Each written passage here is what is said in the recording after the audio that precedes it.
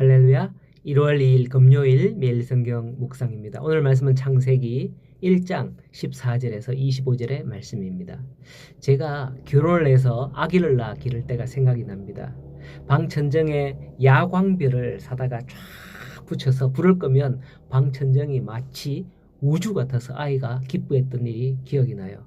그리고 저희는 연애를 3개월 하고 결혼을 했어요. 그런데 어떤 분들은 연애 시절이 굉장히 길었다는 그런 말 하시던데, 그때에 여자들은 한 번쯤 남자에게 하늘의 별을 따다 달라고 한다는 이런 말을 하는데, 달콤한 연애가 하늘의 별 같았던 것 같아요. 오늘 말씀에 보면 그 하늘의 별들, 즉 14절에 하늘의 궁창에 광명체들이 있어서 낮과 밤으로 나뉘게 하시고 그것들로 징조와 계절과 날과 해를 이루게 하라 라고 말씀을 하셨습니다. 하나님께서 말씀으로 이와 같이 해, 달, 별들을 창조하신 사실을 기록하고 있죠. 이러한 본문은 우리로 하여금 하나님의 위대하신 능력을 실로 감탄케 합니다. 지금은 어떻습니까? 인간이 로켓을 쏘아 올려서 우주로 나아가 보려고 하지만은 하나님이 만드신 별 하나에도 가는데도 한계가 있어요. 제일 가까운 데가 저 달 아닙니까? 달에 가는 것도 한계가 있죠. 그 다음에 지구 다음에 화성 가는데도 한계가 있어요. 진정 우리는 이 우주와 별들을, 광활한 이 우주와 별들을 만드신 그 능력의 창조주 하나님 앞에 절로 고개를 숙이며 영광을 돌릴 수밖에 없는 겁니다. 이처럼 하나님께서 해와 달을 창조하신 목적을 본문에 두 가지로 언급을 합니다. 첫째는 빛을 발하여 낮과 밤에 비치게 하라 라는 것이었고요. 둘째는 징조와 사시와 일자와 연한을 이루라는 것이었습니다. 여기서 우리가 주목해야 할 사실은 해와 달이 창조된 첫 번째 목적이에요. 해와 달은 그 자신을 위해서 존재한 게 아니라 다른 별들을 위해서 존재합니다. 즉 해와 달은 빛을 발하여 지구를 비춤으로써 사람과 생물들로 하여금 활동할 수 있게 해주는 거예요. 물론 달은 해의 빛을 반사시켜 비추는 것이지만은, 하지만 해와 달은 결코 자신 스스로 자랑하거나 뽐내거나 자신을 비추는 게 아니란 거죠. 이러한 사실은 성도들의 삶에 매우 중요한 교훈을 줍니다. 하나님께서 우리를 세상으로부터 부르시고 다시 세상으로 보내셨어요.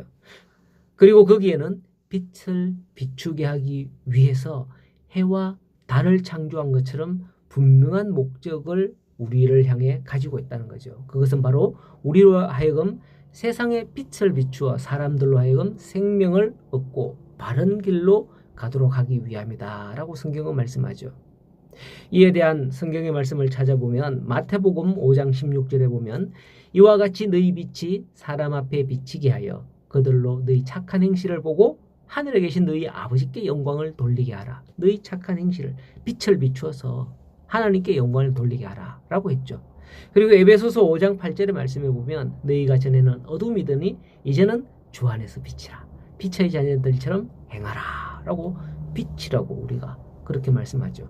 그리고 마지막으로 빌립보서 2장 15절의 말씀에 보면 이는 너희가 흠이 없고 순전하여 어그러지고 그스르는 세대 가운데서 하나님의 흠 없는 자녀로 세상에서 그들 가운데 빛들로 나타내며 라고 말씀을 하셨어요. 빛이라 그런 것이죠. 전에는 세상의 광명체들로 빛을 비추게 하였으나 그처럼 우리 그리스도인들이 빛이 되어야 한다라는 것을 말씀하고 계시는 거죠. 하나님은 우리를 빛으로 만드셨다는 것이에요. 따라서 세상의 빛으로 보냄을 받은 우리는 이 사명을 잘 감당해야 될 줄로 압니다. 얼마 전 미국 우주항공국 나사의 발표에 의하면 2023년에 우주에서 가져온 소행성 베누라는 소행성이 있답니다. 그 소행성 베누의 샘플에서 DNA, RNA 구성 성분과 아미노산 등의 생명 관련 유기물이 발견되었다. 단백질 등 이런 것들 발견되었다라고 하면서 생명의 발생 징후가 아니겠느냐, 궁금증을 풀어헤칠 수 있겠다, 뭐 이런 것들을 뉴스나 인터넷에 떠들썩했었습니다. 진화론자들은 이게 뭐 어쩌고저쩌고 합성이 되어서 생물이 탄생할 것이다, 했을 것이다 이렇게 보기 때문이죠. 하지만 그것은 추측일 뿐 근거 없는 학설에 불과합니다. 오늘 말씀 20절 말씀을 보면 하나님께서 다섯째 날부터 본격적으로 생물들을 만드시거든요.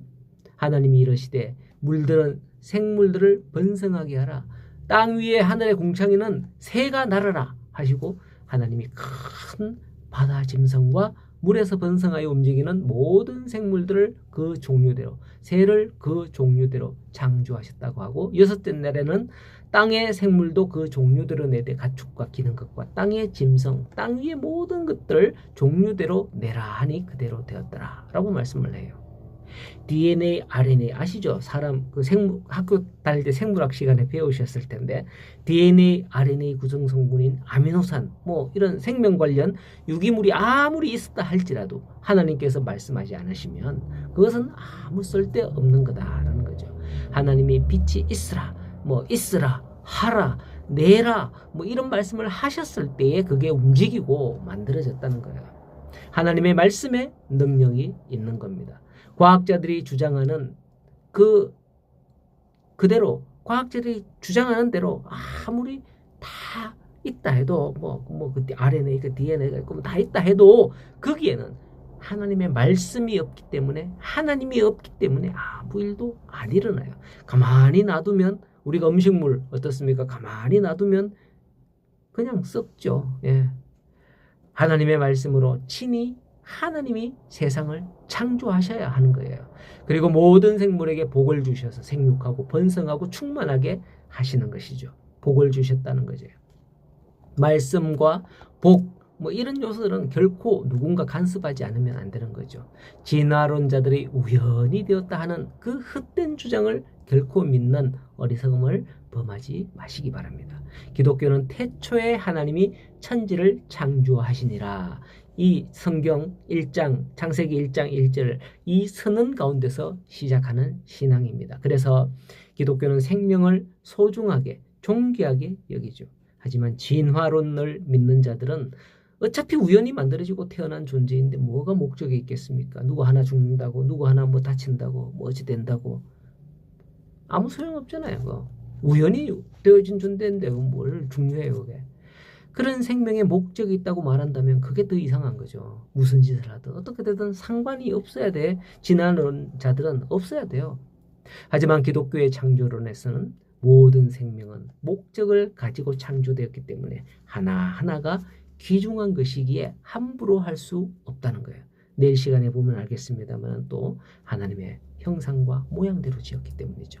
오늘도 존귀하게 태어나신 여러분들에게 하나님의 그 복을 주셔서 여러분들을 번성하게 하실 줄로 믿습니다. 그게 창세기 1장 22절에 나오는 창조의 목적이에요. 복을 주셔서 번성하게 하신다.